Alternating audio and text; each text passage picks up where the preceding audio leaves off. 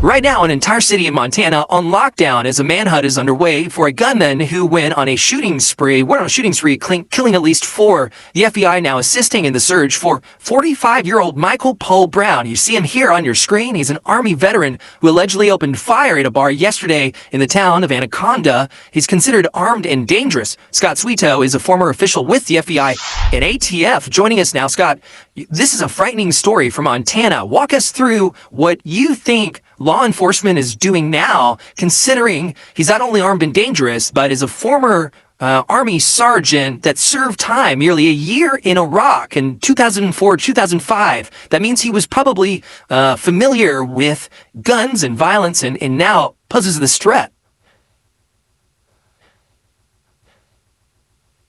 From spending a week in Montana with retired law enforcement friends.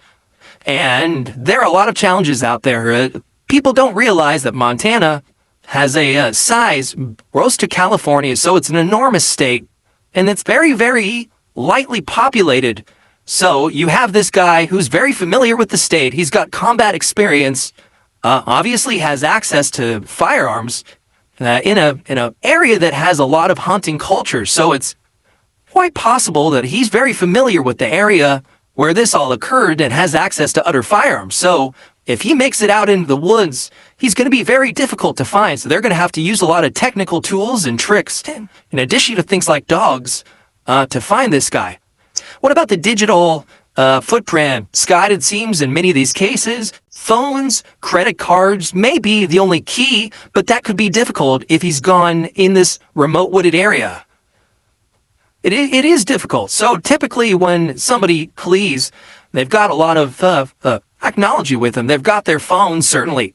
They have credit cards. They have a car that can be tracked potentially with license plate readers if it moves around. But they already found his truck.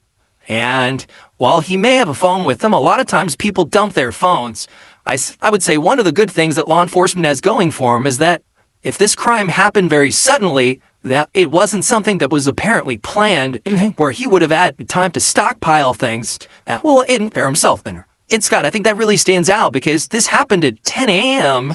and, the motive is certainly unclear at this point. What do you make of the timing and what the possible motive may be?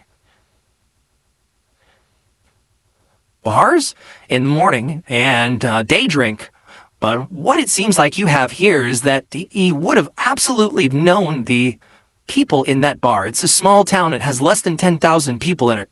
He was well known in that particular town. So whatever it is that caused him to just completely lose it and start shooting in that bar, we may never know. There are reports that he has some mental health issues, but that's going to have to be checked out as well. Well, we certainly will continue to follow this tragic and frightening story. Scott Sweeto, thank you very much for taking time this morning. Thank you, Griff. I'm Steve Ducey. I'm Brian Kilmeade, and I'm Ainsley Earhart. And click here to subscribe to the Fox News YouTube page to catch our hottest interviews and most compelling analysis.